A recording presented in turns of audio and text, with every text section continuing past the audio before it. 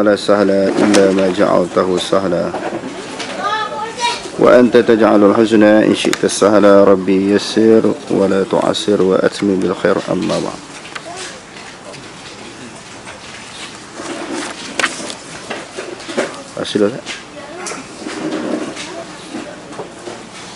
باب في وقت صلاة النبي صلى الله عليه وسلم وكيف كان يصليها. Bab berhubung dengan waktu sembahyang yang dilakukan oleh Nabi sallallahu alaihi wasallam. Wa kaifa kana yusalliha, bagaimana Rasulullah sallallahu alaihi wasallam menunaikan waktu sembahyang. Maksudnya dalam waktu sembahyang itu daripada mula masuk sehingga penghujung waktu. Contohnya daripada waktu zuhur, mula masuk waktu zuhur bila? Zawal, maknanya tergelincir matahari kan, tergelincir masuk waktu zuhur. Lepas tu sampai sempadan asar, habis maknanya zuhur asar. Jadi di antara waktu zuhur dan asar tu bila Rasulullah sembahyang tu? Bila masuk? Antara masuk waktu maghrib sehingga isya. Rasulullah sembahyang maghrib tu bila? Daripada sembahyang masuk saja waktu sembahyang isya sampai habis waktu sembahyang isya. Waktu sembahyang isya tu habisnya terbahagi kepada 3 yang kita cerita dulu. Sebahagian dari pendapat ulama ila sulusil lail, sampai 1/3 malam. Selepas daripada 1/3 malam habis waktu isya, maka kalau sembahyang di luar pada waktu tersebut dia kira qada. Yang keduanya nisful lail, pertengahan malam. Pertamanya 1/3 malam, yang keduanya pertengahan malam, yang ketiganya waktu isya ni sampai subuh. Yang tu yang kita pegang, yang biasa dipegang sampai subuh.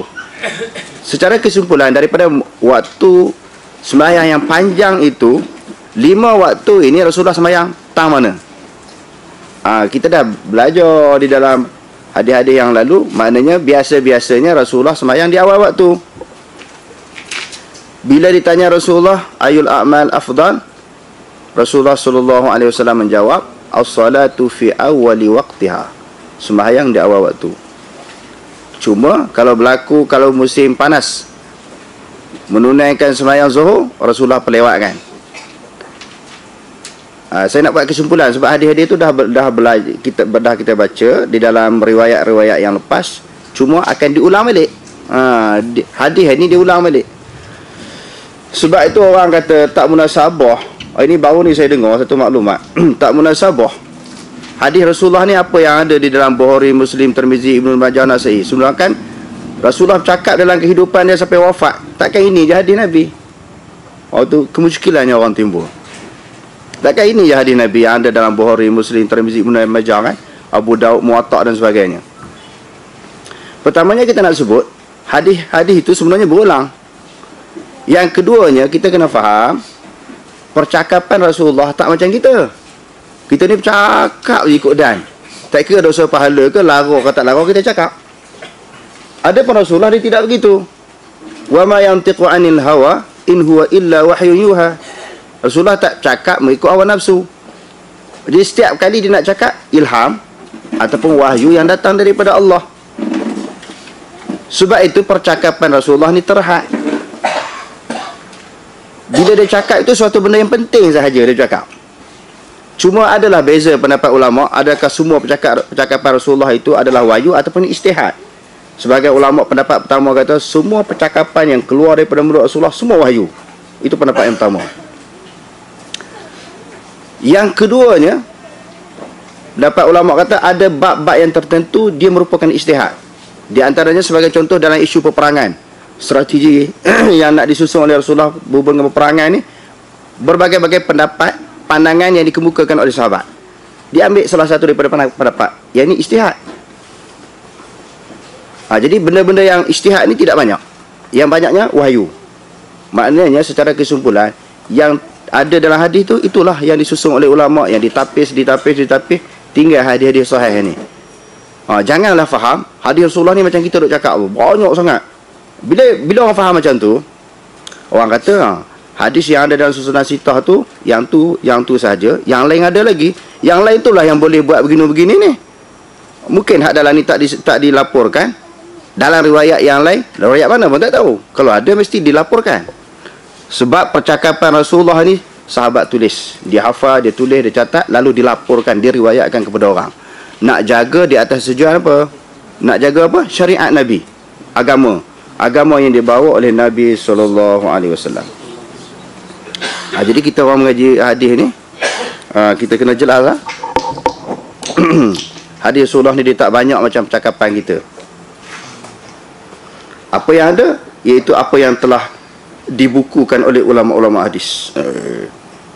Yang pertama. Yang keduanya, masalah isu orang selalu kata juga kan, berhubung dengan zikir, amalan ni, kadang-kadang zikir itu memang sahabat lain tak tahu. Rasulullah hanya bagi kepada orang-orang tertentu sahaja. Yang ni pun tak betul. Islam tu dia, kalau tidak bersifat dengan kitman lah. Itu salah satu daripada sifat yang mustahil bagi Rasul kan. Dia pilih-pilih orang pula dia nak cerita. Tak. Bila melibatkan hukum syariat, apa yang disampaikan oleh Rasulullah adalah syariat, adalah hukum hakam yang sememangnya untuk orang beramal. Bila untuk orang beramal ni, dia bercakap semua orang lah. Dia tak pilih-pilih orang. Orang kata tak, ni zikir ni, zikir-zikir tertentu untuk orang ni. Ayat amalan ni pula untuk orang ni. Tak, di situ semua. Okey, terus. حدثنا مسلم بن إبراهيم حدثنا شعبة عن سعد بن إبراهيم عن محمد بن عمرو وهو ابن حسن بن علي بن أبي طالب قال سألنا جابرا عن وقت صلاة النبي صلى الله عليه وسلم فقال كان يصلي الظهر بالحاجرة والعصر والشمس حية والمغرب إذا غربت الشمس والعشاء إذا كثر الناس ajjala wa iza qallu akhar wa subha bi ghalas.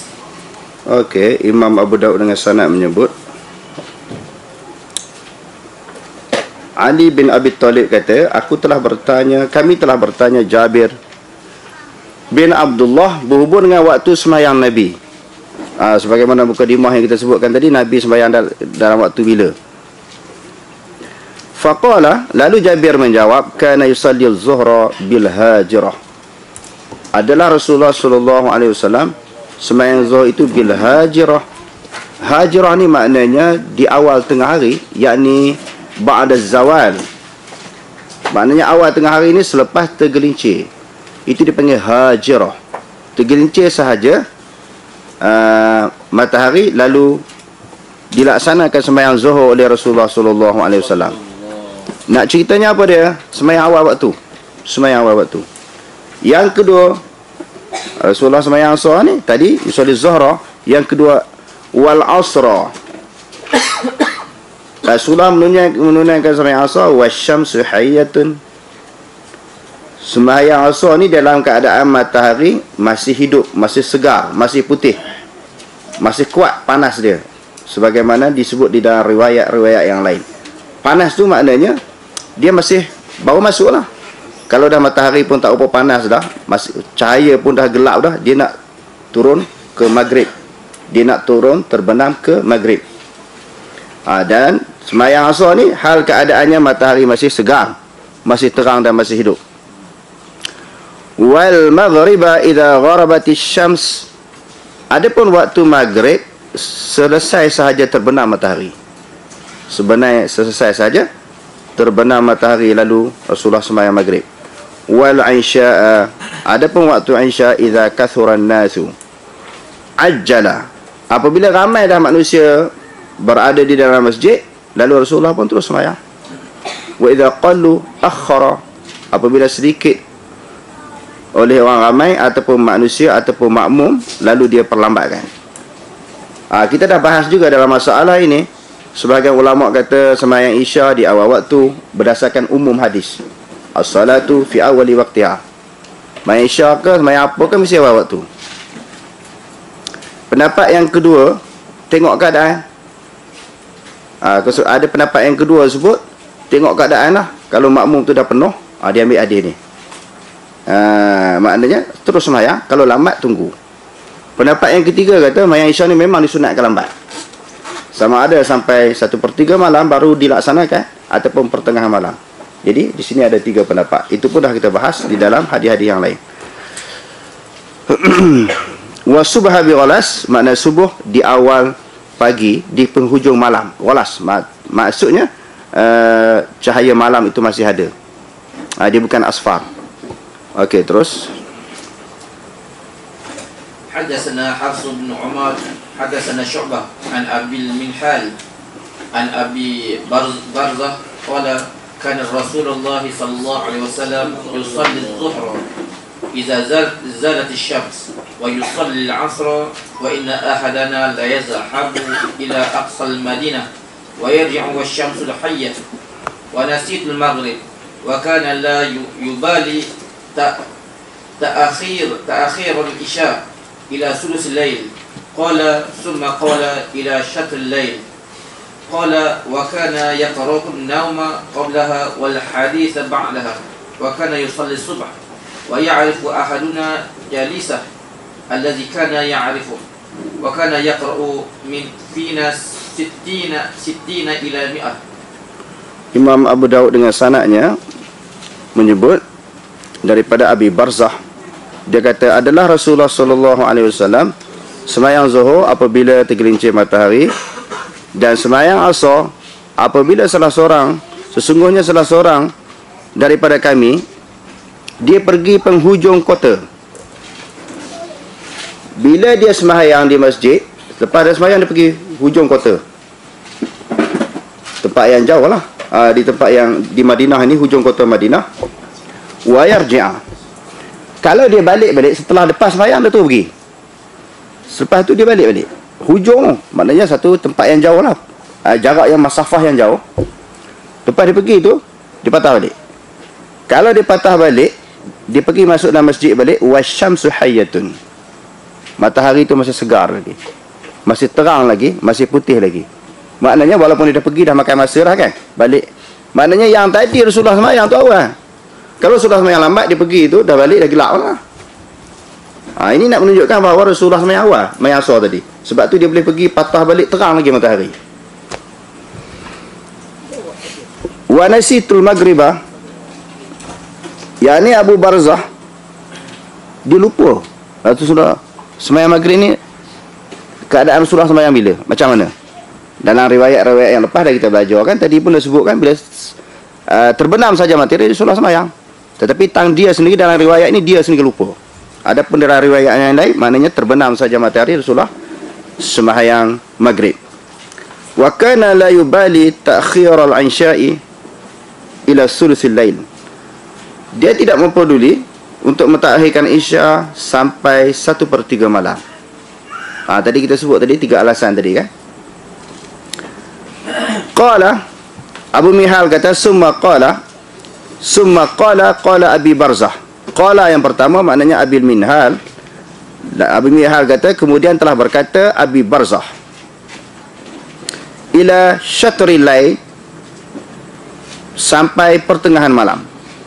Sama ada Rasulullah ni sembahyang sulusul lail pun ada riwayat, syatril lail pun ada riwayat.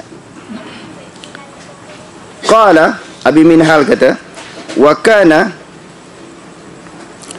kana yakrahu an-nauma qablaha wal haditha ba'daha, tidur sebelum isya dimakruhkan, bersembang dengan perkara dunia yang tidak berkaitan dengan agama maka dimakruhkan juga. Maka yakrahu dia tidak suka, maknanya hukumnya makruh. Dua perkara yang disebutkan tadi. Wa kana yusalli subha, dan adalah Rasulullah sallallahu alaihi wasallam dia sentiasa sembahyang subuh. Yusalli subha dengan fi'il mudhari' kan, selalu dia sembahyang subuh ni waktu macam mana. Wa ya'rifu ahaduna jalisahu, mengetahuilah oleh salah seorang daripada kami makmum yang sembahyang, jalisahu, tempat duduknya. Maknanya dia nampak tempat duduk dia. Masa tu tak ada lampu kan, nak tahu cerah tak cerah, tengok orang di sisi dan tengok tempat duduk, nampak tak lantai tu. Sebab lampu memang tak ada, cerah tu dah terbit matahari. Maknanya sembahyang itu, kalau tengok di sudut zahir hadis ini, bila wasubha yusalli subha wa ya'rifu ahaduna jalisahu, tak apa, Dia ada dua riwayat tu. Saya nak cerita dua kan. Dia ada ma satu. Satu tidak ada ma. Saya nak cerita dua-dua perbezaan itu. Kalau disekiranya wa ya'rifu ahaduna jalisahu ini nisbah kepada selepas sembahyang, ba'dal firaq. Dia sebenarnya Ustaz Zafi pun ada, mungkin tuan-tuan rasa naskhah berbeza saya rasa. Saya cek-cek di rumah saya tadi dia macam-macam naskhah. Jadi para ulama buat keputusan macam ni. Dua-dua riwayat itu betul. Sama ada ma ataupun tidak ada ma. Yang ustaznya ada ma Ustaz. Taman ada tak ma wa ya'rifu. Wa ma ya'rifu ahaduna jalisahu kan? Yang tuan-tuan ada apa? Macam mana? Ada ma? Okey, tak ada. Wa ya'rifu tak apa, kita ambil yang tak ada dulu ya. Kedua-duanya betul. Tetapi kalau dinisbahkan tidak ada ma, maknanya tidak ada ma nafiyah. Maksudnya dan adalah Rasulullah SAW yang subuh itu wa ya'rifu ahaduna, mengetahuilah oleh salah seorang daripada kami jalisahu. Dia tahu tempat duduk dia, maknanya cerah. Itu nisbah kepada dah sembahyang. Sebab apa? Sebab Rasulullah baca sitina ilal mi'ah. Rasulullah baca apa? Daripada 60 sehingga 100 ayat. Dan Rasulullah pula baca bukan je laju. Warattilil Qur'ana tartila, dibaca dengan tartil. Pertengahan. Okey. Bila itu kadar Rasulullah baca, sama ada sampai 60 ayat, kadang-kadang sampai 100 ayat, maka bila dah habis 1 ayat tu, habis sembahyang, nampaklah tempat duduk tu. Tak salah kalau yang tidak ada pun betul. Maknanya nampaklah tempat duduk tu sebab dah lama duduk dalam sembahyang tadi. Habis-habis tu cerah. Habis tu cerah, dekat nak habis waktu. Okey. Kalau yang nisbah kepada wa ma ya'rifu ahaduna, tidak mengetahui lah oleh salah seorang daripada kami jalisahu, ini maknanya nak ceritanya sebelum masuk sembahyang. Sebelum masuk sembahyang tu memang gelap. Rasulullah memang sembahyang pada waktu itu. Maknanya di awal waktu, yakni bighalas. Di awal waktu, yakni bighalas. Itu maksudnya. Maknanya tidak ada ta'arud di dalam kedua riwayat itu, sama ada ma ataupun tidak ada ma. Wa kana ya'rifu alladhi jalisahu alladhi kana ya'rifuhu, tempat yang biasa yang dia mengetahuinya. Maknanya biasanya tempat yang dia duduk tu dia tahu lah. Nampak tak nampak kan? Wa kana yaqra'u min fiha. Sama ada dalam riwayat tu sebut min sittina ilal mi'ah ataupun fiha sittina ilal mi'ah. Daripada 60 sehingga 100 ayat. Kedua-duanya ada riwayat.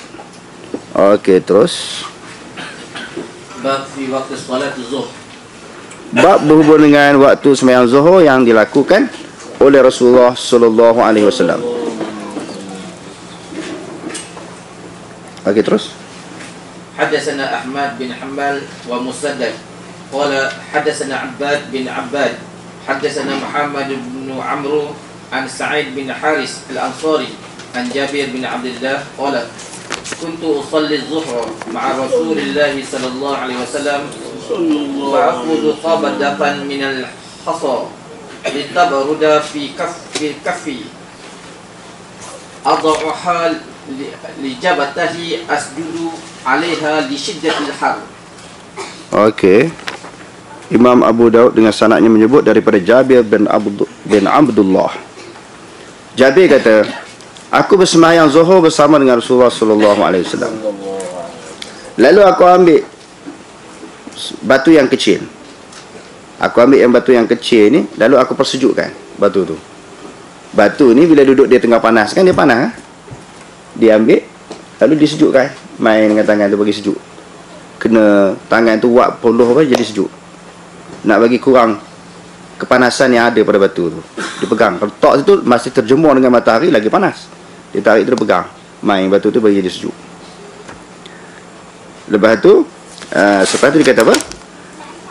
Adauha li jabhati. Lalu aku letak atas dahiku, dekat dahiku, asjudu 'alaiha li shiddatil harri, untuk pada musim panas ni untuk jadi sejuk. Aku letak batu itu ke bawah dan aku sujud atas dahi aku kerana bersangatan panas. Bersangatan panas ini maknanya musim panas. Lalu diletak,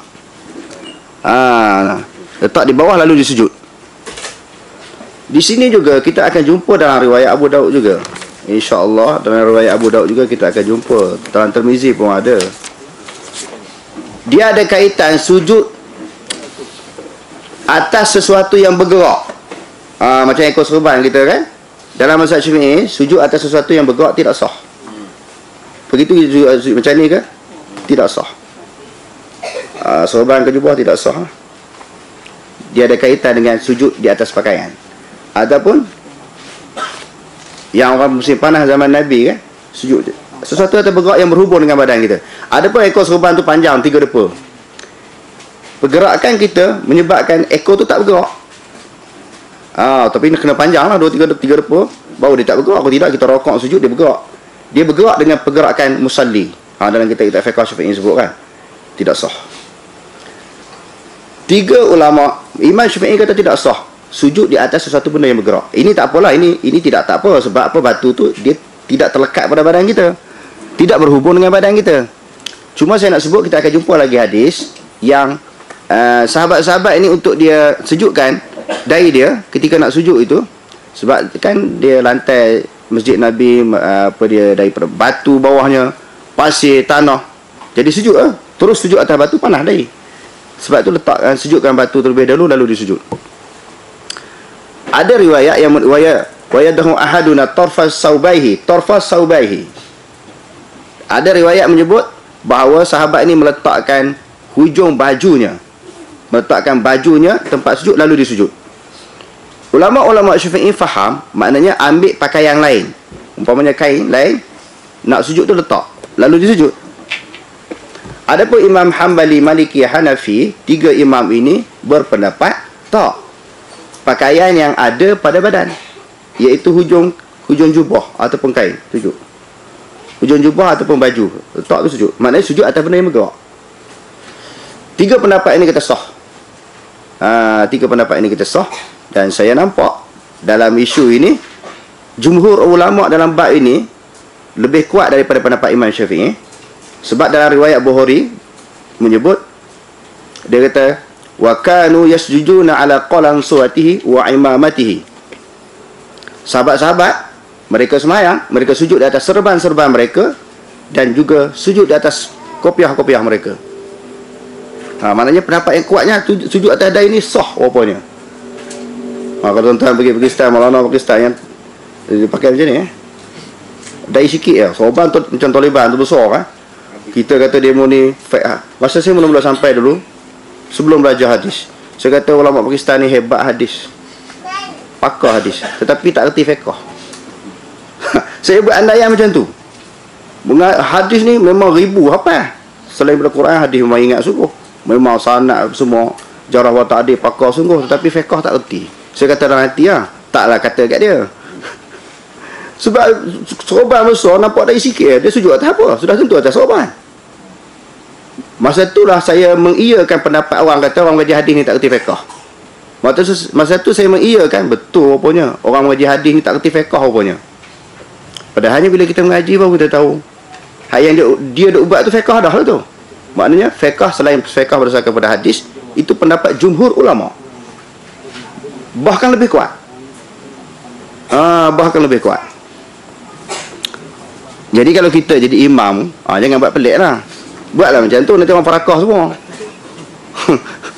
Tak apa tu, imam ni mengaji hadis, fiqh tak reti dia kata. Sebab dia nak rubuk 1/4 daripada dahi dalam mazhab Syafi'i mesti kena lantai. Kalau bayang di masjid, maknanya dedahkan, bukakan dahi. Cuma kita nak belajar, nak ambil ilmu. Kalau sama-sama kita tu lain lah.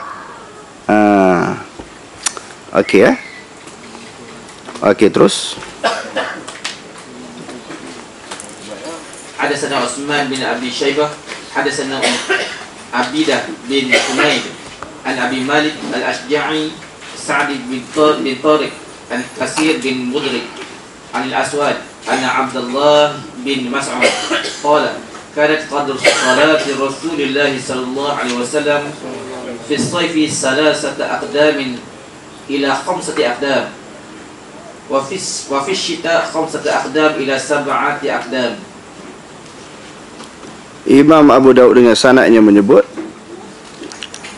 Abdullah bin Mas'ud kata adalah kadar sembahyang Rasulullah sallallahu alaihi wasallam pada musim panas 3 tapak kaki sehingga 5 qadamun. Aqdam jamak daripada qadamun. Jadi kalau musim sejuk 5 sehingga 7. Apa maksudnya hadis ni? Kalau sembahyang zuhur ni, kalau waktu musim panas 3 tapak kaki dan sehingga 5. Kalau musim sejuk 5 sehingga 7. Ini maknanya bayangan kaki ketika kita berdiri. Di musim sejuk, musim panas dia berbeza. Adapun musim panas, kalau sekiranya matahari itu lebih tinggi, iaitu di musim panas, bila tinggi matahari itu naik, bayang lagi pendek. Bayang lagi pendek. Saya tengok hadis ni ikut mana nak faham ni. Jadi bila tengok syuraian tafsiran para ulama, dia sebut ulama kita ni reti sains juga. Bukan kata Dr. Fadil ya. Dia pun belajar juga ilmu astronomi baru dia tak tidur. Maknanya orang kadang-kadang orang kata ulama ni dia reti hukum fiqh dia. Tak. Ilmu falak ni ilmu astronomi lah. Demo dulu Rasulullah duk hurai dulu pada kita. Jadi ketika musim panas dia naik tinggi. Bila tinggi bayangan lebih pendek. Kalau musim sejuk maka dia rendah. Maka bila dah rendah bayang tu lebih panjang. Jadi nak ceritanya Rasulullah, kesimpulannya macam hadis-hadis yang kita baca tadi lah. Maknanya musim waktu zuhur ini, kalau kalau terlalu panas sangat dia pelambat sikit. Min syiddatil harri. Kalau tidak panas maka dia sembahyang di awal waktu sebagaimana biasa. Okey, terus. Hadatsana Abul Walid At-Tayyalisi hadatsana Syu'bah akhbarni Abul Hasan qala Abu Daud Abul Hasan huwa muhajir. Dia Abu Daud. Okey, Abu Daud ni dia nak cerita Abu Hasan tu sebenarnya salah seorang daripada perawi-perawi yang meriwayatkan hadis tentang masalah waktu sembahyang. Dia seorang muhajir. Okey. Qala sami'tu Zaid bin Wahb yaqulu sami'tu Abu Dzar yaqul kunna ma'an nabiy sallallahu alaihi wasallam fa arada al-mu'azzin an yu'azzin az-zuhra faqala abrid thumma arada an yu'azzin faqala abrid marratain aw thalathan hatta ra'ayna fai'at tulul thumma qala inna shiddatal har min fayhi jahannam fa idza ishtadda al-har fa abridu bis-salat. Imam Abu Daud dengan sanadnya menyebut daripada Abi Dzar, dia kata adalah kami bersama dengan Nabi sallallahu alaihi wasallam. Fa arada al-mu'azzin an yu'azzina az-zuhra. Lalu muazzin ini nak melaungkan soralan azan menunjukkan masuknya waktu sembahyang zuhur. Lalu Rasulullah kata abrid, summa arada an yu'azzin faqala abrid marratain aw salasan. Bila muazzin nak laungkan soralan azan, dia kata persejuk lebih dulu. Tunggu waktu sejuk sikit baru azan. Bila nak azan lagi, tunggu dulu 2 kali ataupun 3 kali. Apa yang kita nampak daripada hadis ni? Nampak hadis lah kan? Nampak hadis ha? Di sini azan itu menunjukkan masuk waktu ke ataupun nak menunjukkan nak kumpul orang sembahyang. Kalau masuk waktu dah masuk. Kalau masuk waktu dah masuk. Kenapa Rasulullah tak bagi azan? Nampak tak?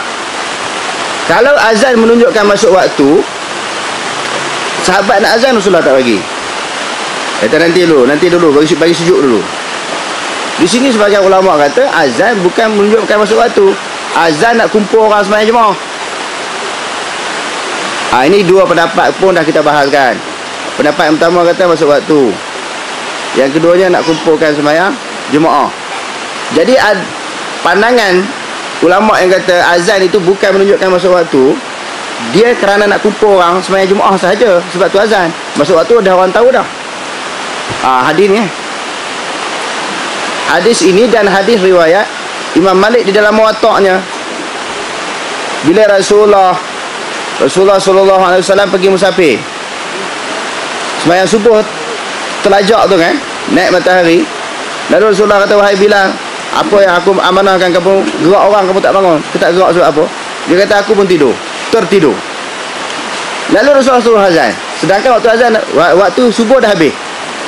Menunjukkan maksudnya kerana nak kumpulkan orang sembahyang. Secara kesimpulan, dua pendapat, dua pandangan. Okey, terus. حدثنا يزيد بن خالد بن موحد حمداني وقتيبة بن سعيد الثقفي أن الليث حدثهم عن ابن شهاب عن سعيد بن المسيب وأبي سلمة عن أبي هريرة أن رسول الله صلى الله عليه وسلم قال إذا اشتد الحر فأبردوا عن الصلاة قال ابن موهب للصلاة. Okey. Ada riwayat anis salah, ada riwayat bis salah. Okey, terus. فإن شدة الحر حر من قيد جهنم. Okey, terus. حدثنا موسى بن إسماعيل حدثنا حماد عن سماك بن حرب عن جابر بن سمرة أن بلالا كان يؤذن الظهر إذا دخلت الشمس. Zahadat maknanya zalat, tergelincir. Wallahu alam.